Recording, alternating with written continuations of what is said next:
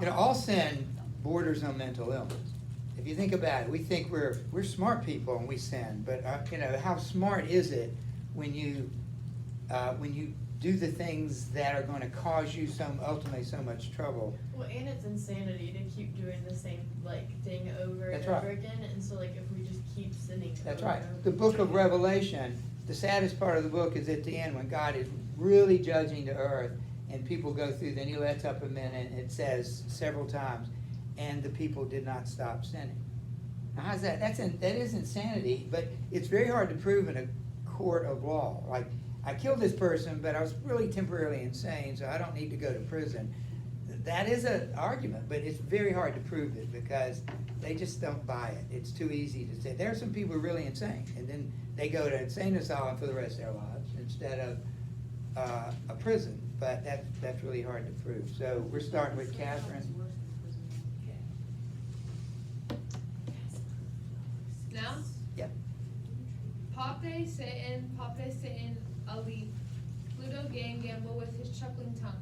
My all-wise, gentle guide to me unhappy. Said, To me unhappy said heartily. So don't stop until you see punctuation. So read that part again. My all-wise. My all-wise God, gentle guide to me unhappy said heartily.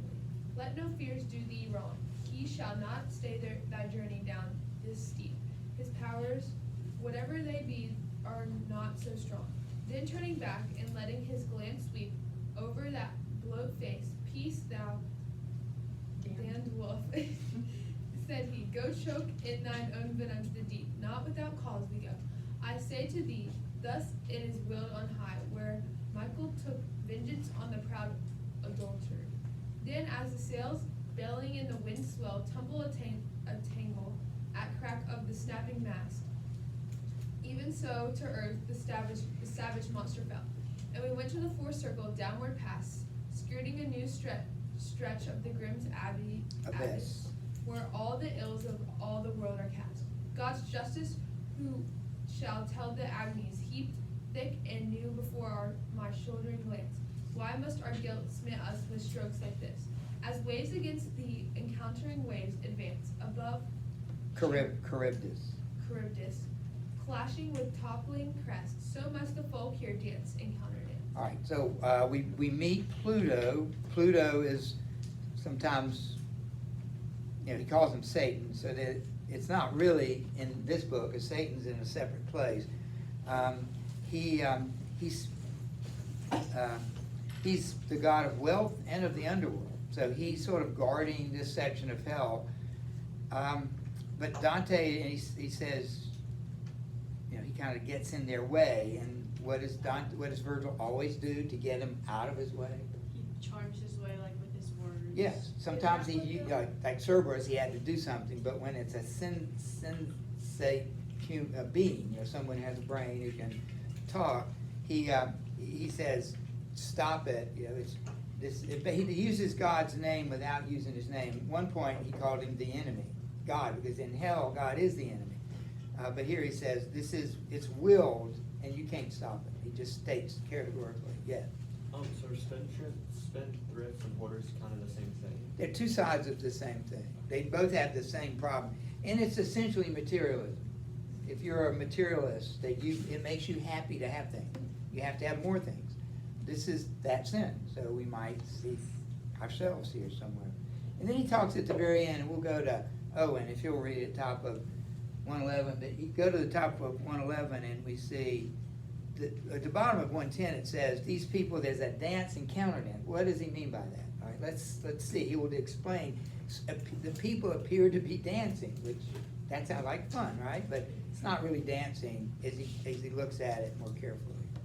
More than elsewhere, I saw them thronging across this side and that, yelling with all their might and shoving each a great weight with his chest. Okay, underline that. That, to me, this is a little hard to visualize, but they all have this. I picture a big boulder in front of them, or a great weight. It's a weight, and they're pushing it. Some of them are pushing that. Some of them are pulling it. So they're pushing and pulling this great weight around. You can keep reading. They bumped together, and where they bumped, wheel right round and return, tunneling their loads again.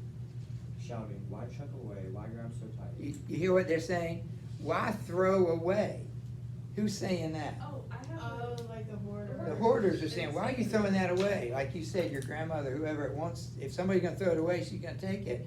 And the other people are saying, and the hoarders are saying to the others, why you grab so tight? Why are you holding on so tight?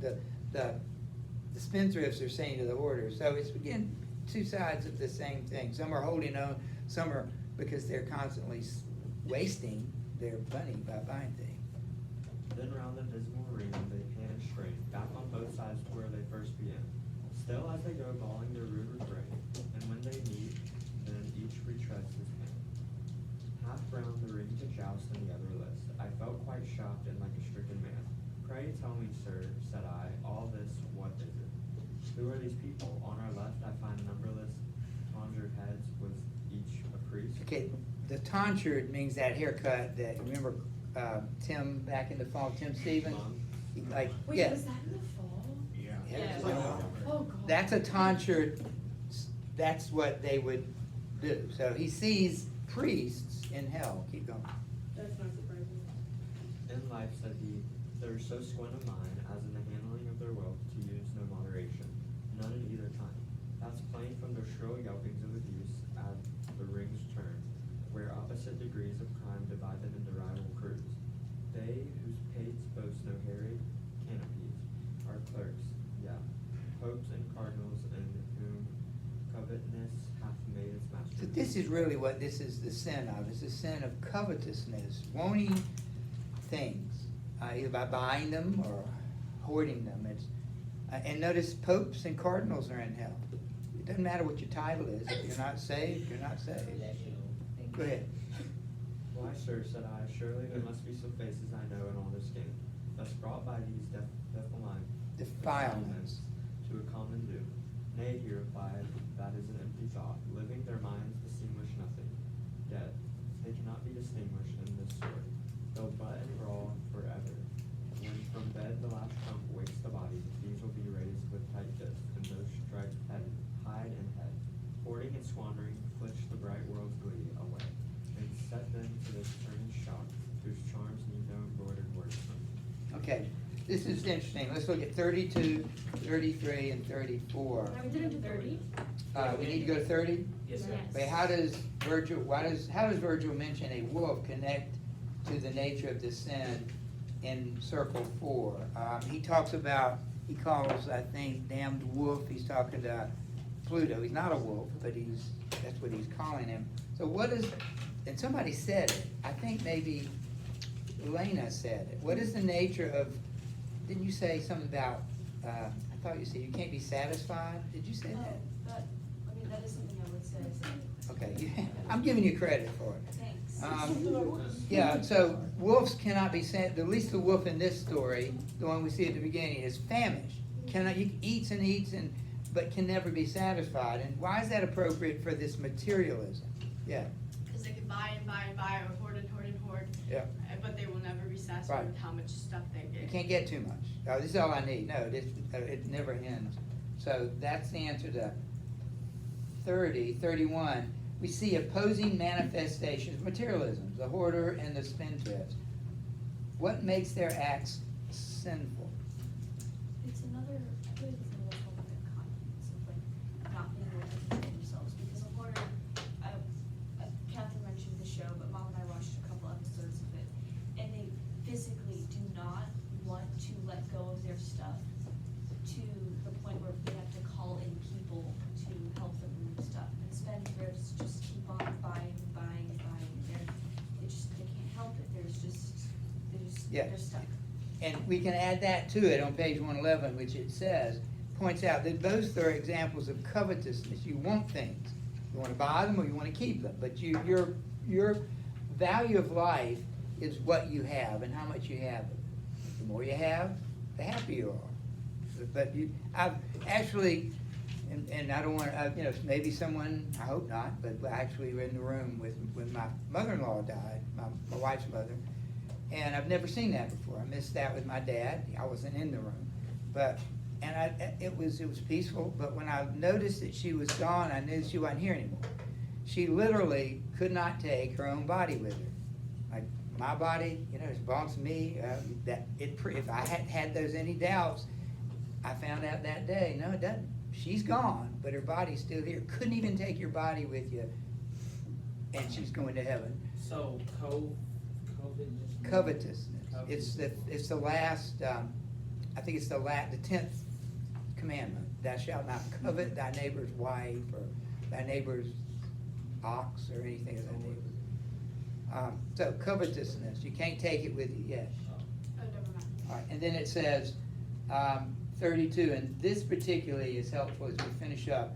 Virgil informs Dante, Dante says, okay, so far I've seen people I know, or you've seen people, you know, like the poets in Limbo and Chaco, and they actually talk to the two lovers, and the last one, he's Chaco, he didn't know if they were in the same city, but said, I can't find anybody I recognize. And Virgil says, this is an empty thought. Living, their minds distinguish nothing. Dead, they cannot be distinguished. So this is the problem with another way to put the problem of buying and hoarding. You mentioned that people who hoard, their wedding ring that their husband gave them matters as much as the Snickers wrapper that they ate. They're keeping them both, and they cannot distinguish between what's valuable and what's not valuable. And people who buy things are the same way. Although things cost more or less, they treat it just the same. Think about that. Do you know what's important? Kind of like people that like are obsessed with the most designer items, like having collections of these really expensive things. Yeah, and these people cannot distinguish. So guess what? Their punishment is, we can't distinguish you. You all look alike to us. We can't distinguish Bill from Bob, because Bill and Bob in this place, because you couldn't distinguish value from not value, we can't distinguish the difference. You all look the same. I think that's extremely, do you really know what's valuable? Do you know what's valuable? Remember, you said this guy found a treasure in a meadow or field, and he went and sold the field so he could keep the treasure. He knew the treasure was more valuable than the field. Most people would look at the field and say, I'm not giving this away. Can you distinguish what's valuable and not? That requires discernment, and that requires wisdom, and these people in hell partly because they had neither. So turn the page. We can't read this today, but look at the top of the page. 130. Yeah, top 112. 112. 112. They're going to talk about luck. Like, the question is raised, well, why do some people have more than others? Now, part of it is hard work, but sometimes it is what seems to be luck. Why were they born here? Why was I born in America, which is so wealthy, and not some other country where it isn't? You know, some people would say that's luck. Of course, we don't believe in luck, but there's the discussion of luck here, and what it really is. It's really God's decision to place people where He wants them. But we'll talk about that tomorrow. Quiz on Thursday. We're moving right along. We'll see. Are we ahead? 2 weeks. How Of course. We are? Yes.